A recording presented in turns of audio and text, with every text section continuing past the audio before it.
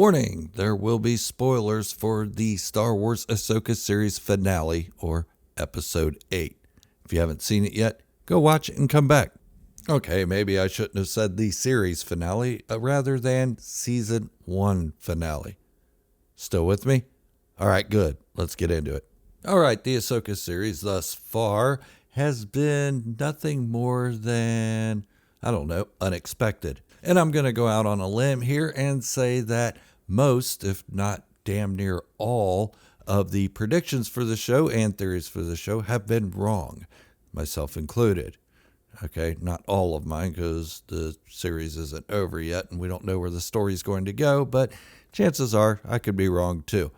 But Luke Skywalker didn't show up for the finale. Marok was not Barriss Offee, nor was he Ezra Bridger, like so many people predicted before the show started.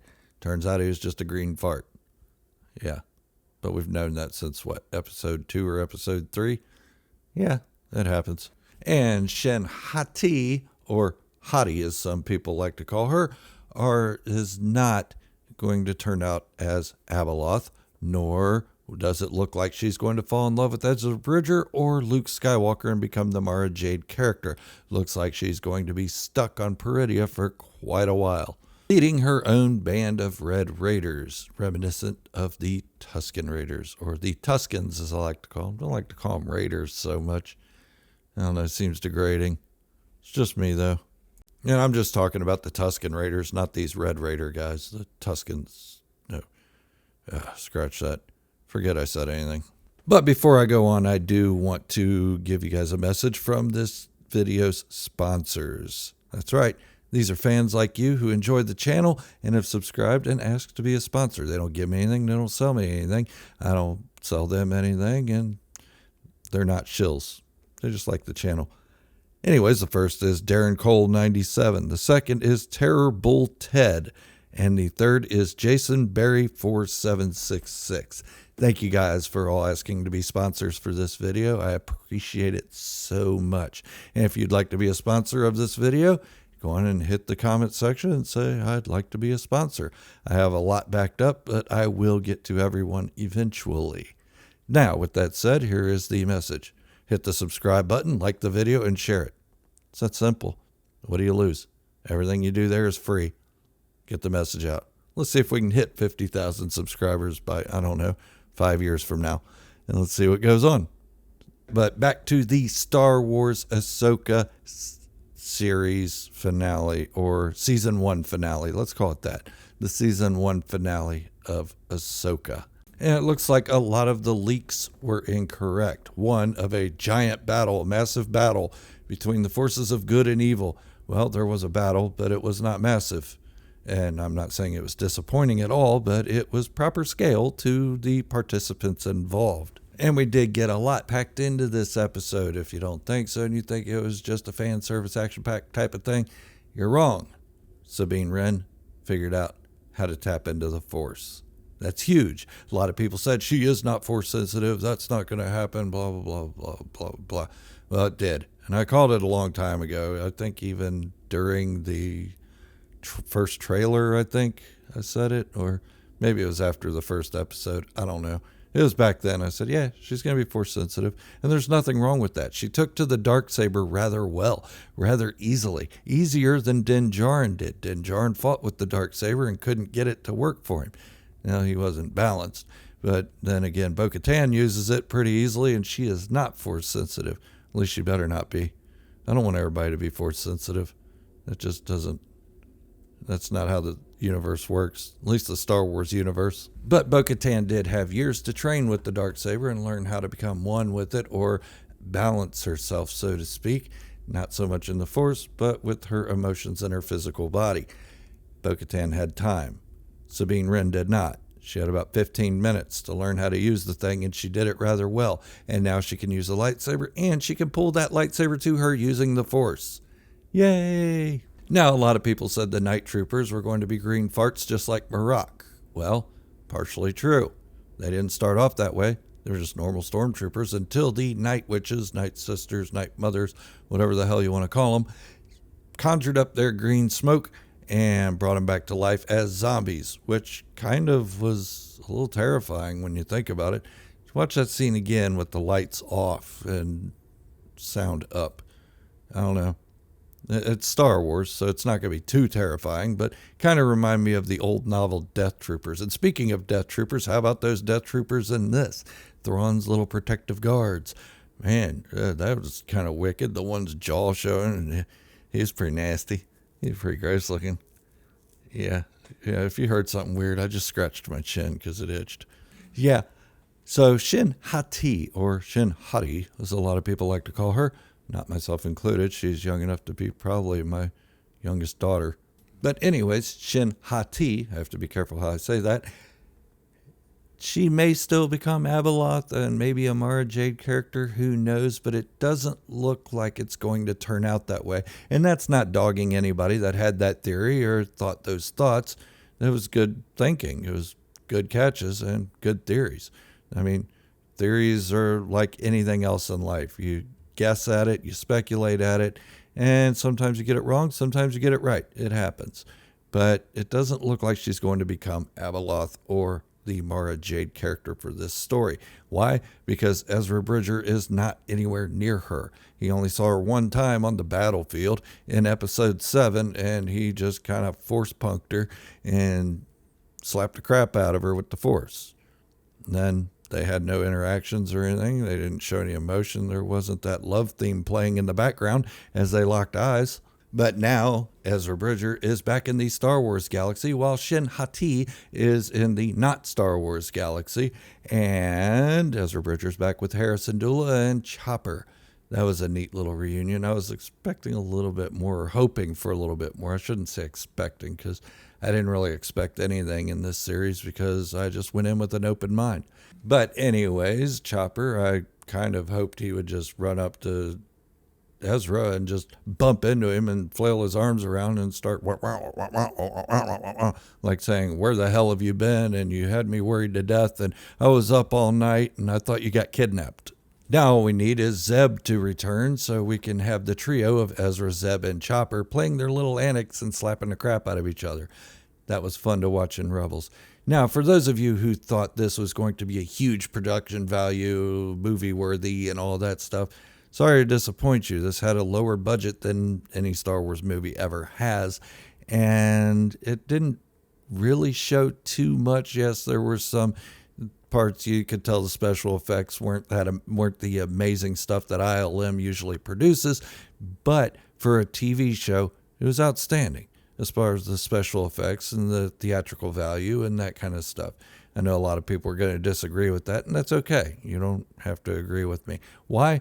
Because when I first saw A New Hope in 1977, yes, there were problems with the special effects, but because of the times, they didn't have anything better. They were inventing special effects as they went along, and they did a great job with it. And now I watch Star Wars because I enjoy it, not because of nostalgia. I don't watch A New Hope or any of the original 6 films with this thought that these are the perfect films. No, I watch them because I enjoy them. Now, there is a bit of a nostalgia value to it. You know, A New Hope came out when I was almost 5 years old, and I've loved it ever since. And so, yeah, I like sitting down, reminiscing about my childhood while watching A New Hope. Why? Because that's what we do. That's what we do. And a lot of people that only like the original 6 films, that's what it is. They grew up either with the original trilogy or the prequel trilogy, and they have that nostalgia of being young again and watching those. While the sequel trilogy came out as they were adults, and they see flaws in it. Not the flaws that they saw in Revenge of the Sith or Return of the Jedi, but just flaws in these. Why? Because they're adults thinking with this logical mind. And you have to suspend that. You have to go into it and think about it as an 8-year-old when you first started watching Star Wars. And you have to think, this is a kind of a goofy science fiction type family drama soap opera. That's what it is. It's always been goofy, but we love it. And we love it here at this channel. And I bet a lot of you love it too. But anyways, let's get back to AHSOKA episode 8, the season 1 finale. I know I got off on a little bit of a tangent there, and I apologize for that. Wait, no, I don't. I don't apologize for that. It's my personality. It's just how I am. I'm not going to be up here grandstanding saying I'm the greatest that Star Wars there ever was. My YouTube channel isn't the best there ever was. I like Generation Tech. I like Star Wars Meg. I think they're way better than I am, but I try, and I just give you my personality. Anyways, let's get back to Ahsoka Episode 8. Jesus, man, why do I do that? Anyways, so the biggest takeaway I had from it was Morgan Elsbeth. Let's talk about that bitch for a minute. Oh, I'm sorry, that Night Witch for a minute. She got the granting of the Dark Shadow or whatever the hell they called it. And I'll have to go back and watch it again. But they gave her this power, and she's all hopeful. She's like, yay, I get to go home, and I got this new power, and I got this new sword named after Mother Talzin. Woohoo! But guess what, lady? You don't get to go home. You get to stay here and fight Ahsoka alone with just, like 10 stormtroopers, night troopers. You get to stay here and fight with them. I scratched my neck. I hope you guys can't hear that. Anyways, so, yeah, I thought that was kind of fitting.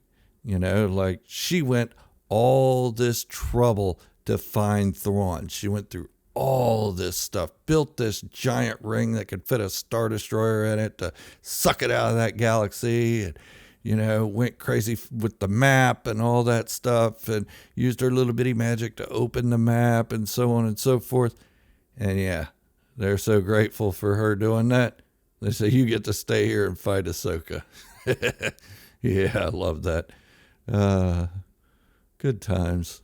Yeah, so at the end of it, a lot of people were saying that it was going to be Sabine Wren and Shin Hati stuck on Peridia together, and they would have to become like this enemy mine thing where they work together and so on and so forth. And I actually thought that of Thrawn and Ezra a while back, and I thought that could happen, but it didn't, and I'm okay with that. But anyways, they thought Sabine and Shin Hati were going to be stuck on Peridia together, and then eventually Shin Hati would come over to the light side, and all would be well and good, and they'd eat Girl Scout cookies and dunk them in milk or coffee, whatever their taste is.